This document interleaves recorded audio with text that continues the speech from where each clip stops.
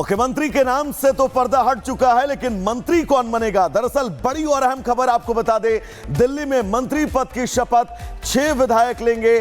प्रवेश वर्मा, मनजिंदर सिंह सिरसा मंत्री बन सकते हैं। रविंद्र इंद्रराज, कपिल मिश्रा भी मंत्री बन सकते हैं। आशीष सूद और पंकज सिंह भी मंत्री बनेंगे। सूत्रों के हवाले से 6 नाम हम आपको बता रहे हैं।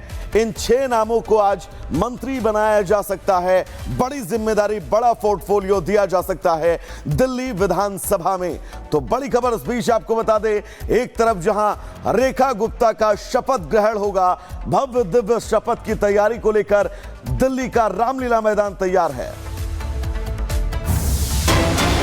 और एक और बड़ी खबर इससे जुड़ी हुई, रामलीला मैदान में शपथ ग्रहण कार्यक्रम है। जी हां, शपथ ग्रहण कार्यक्रम की पूरी तैयारी हो गई है। दोपहर 12:35 पर शपथ ग्रहण का कार्यक्रम है और बीजेपी शासित राज्यों को मुख्यमंत्रियों को भी न्योता दिया गया है। एनडीए राज्यों के सीएम को भी न्योता भेजा गया है। यही नहीं, इसके अलावा लाडली बहनों, झुग्गी झोपड़ी वालों को भी न्योता भेजा गया है। तो आज से रेखा राज की शुरुआत देश की राजधानी में होने वाली है। आज रेखा गुप्ता मुख्यमंत्री पद की शपथ लेने वाली हैं। दोपहर 12:35 पर दिल्ली के रामलीला मैदान में शपथ ग्रहण समारोह है और बीजेपी शासित राज्यों के मुख्यमंत्री भी शामिल होंगे। और 4 तस्वीरें हम आपको दिखा रहे हैं। 4 तस्वीरें दिल्ली के उन 4 मुख्यमंत्रियों की, महिला मुख्यमंत्रियों की, जिन्होंने अलग कीर्तिमान गढ़ा। सुषमा स्वराज, शीला दीक्षित, आतिशी और रेखा गुप्ता। हालांकि सुषमा स्वराज के बाद 27 सालों का सूखा बीजेपी के सामने था, जिसके बाद बीजेपी ने प्रचंड जीत हासिल की और एक बार फिर रेखा गुप्ता दिल्ली की 4थी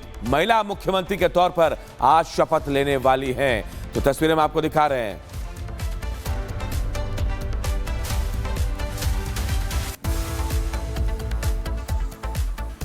और एक बार फिर आपको 4 तस्वीरें दिखा रहे हैं। विधायक दल की कैसे बैठक हुई कल, उसके बाद रेखा गुप्ता सीएम बनेंगे, इस बात को तय कर लिया गया। विधायक दल की बैठक में उनका नाम तय किया गया। बीजेपी कार्यालय में जश्न का माहौल देखा गया, तो वहीं रेखा गुप्ता के घर पर भी जश्न देखा गया। इन 4 तस्वीरों के जरिए हम आपको बताने की कोशिश कर रहे हैं कि दिल्ली में कैसे रेखा राज की शुरुआत हो रही है आज से, और इससे जुड़ी एक रिपोर्ट हम आप सबको दिखाते हैं।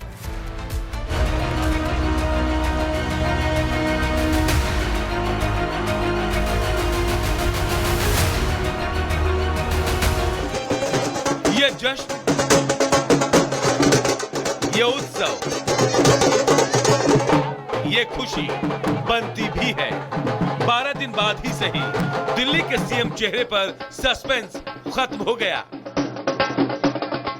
फिर क्या था, बीजेपी कार्यकर्ताओं का जोश देखते ही बन रहा था। हर तरफ एक ही नाम था, रेखा गुप्ता, और सिर्फ रेखा गुप्ता।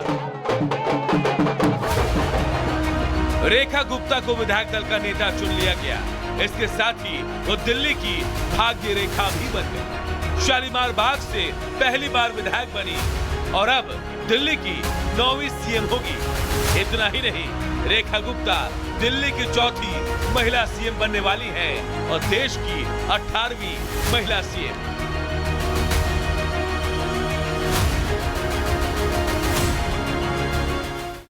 धन्यवाद करना चाहूंगी मैं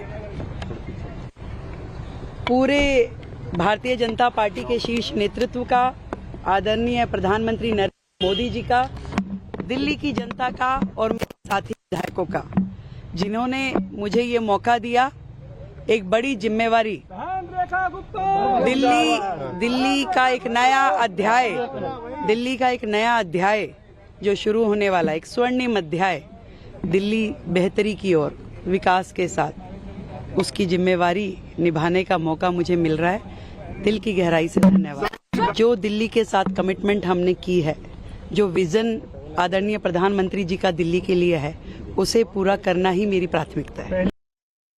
बीजेपी ने रेखा गुप्ता को दिल्ली की बागडोर सौंपकर सबको जरूर चौंका दिया, लेकिन अगर उनकी राजनीतिक सफर पर नजर डालें तो उनकी राह भी आसान नहीं रही है। 1992 में एबीवीपी से राजनीति की शुरुआत की। 1994-95 में दौलत राम स्टूडेंट विंग की सचिव बनी। 1995-96 में दूसू की सचिव बनी। 1996-97 में दूसू की अध्यक्ष चुनी गई। 2004 में युवा मोर्चा की राष्ट्रीय सचिव बनी। 2007 में पीतमपुरा से बीजेपी की पार्षद बनी। 2010 में बीजेपी के राष्ट्रीय कार्यकारिणी की सदस्य बनी। 2020 में शालीमार बाग से 11,000 वोटों से हारी। 2025 में शालीमार बाग से जीतने में कामयाब रही। जो भी सब हुआ है एकदम से बहुत जल्दी हुआ है और ऐसा लग रहा है कि मतलब प्रभु ने जो चाहा उससे भी अधिक दिया है। और 25 साल बाद दिल्ली में सरकार बनी है अपनी, तो इसकी खुशी जो है हर कार्यकर्ता के चेहरे पर झलक रही है। और नाम कोई भी होता सीएम का, खुशी सबको यही होती जो पहले है, मतलब क्योंकि दिल्ली में सरकार बनी इसकी खुशी कम नहीं है, यही खुशी बहुत है। 48 विधायकों में बीजेपी को दिल्ली के विकास के लिए जो चेहरा पसंद आया वो रेखा गुप्ता है और कारण बना उनकी बेदाग छवि, परिवारवाद से दूरी और बीजेपी का रेखा गुप्ता पर अटूट भरोसा। Bureau report, Republic Bharat. तो दर्शकों, रेखा गुप्ता पर अटूट भरोसा बीजेपी ने जताया है और यही वजह है कि आज शपथ ग्रहण में लगातार तमाम लोगों के पहुंचने का सिलसिला सुबह से ही शुरू हो जाएगा और रिपब्लिक भारत आज शपथ ग्रहण से जुड़ी एक एक तस्वीर आपको दिखाएगा। आगे बढ़ेंगे और बात उत्तर प्रदेश विधानसभा की करेंगे। दरअसल आज यूपी विधानसभा में योगी सरकार अपना चौथा बजट पेश करने वाली है। विकास को रफ्तार देने वाला यह बजट लगभग 8 लाख करोड़ का हो सकता है और उसमें 2027 के चुनाव की छाप भी आपको बिल्कुल साफ नजर आने वाली है। रिपोर्ट दिखाइए।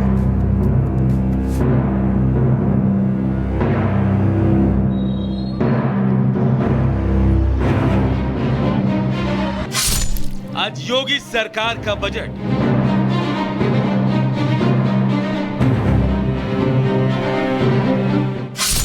$8 लाख करोड़ के बजट का अनुमान।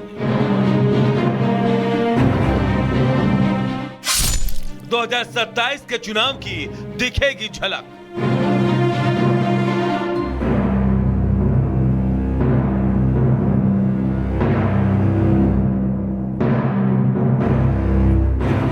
योगी सरकार आज अपने दूसरे कार्यकाल का चौथा बजट पेश करने वाली है।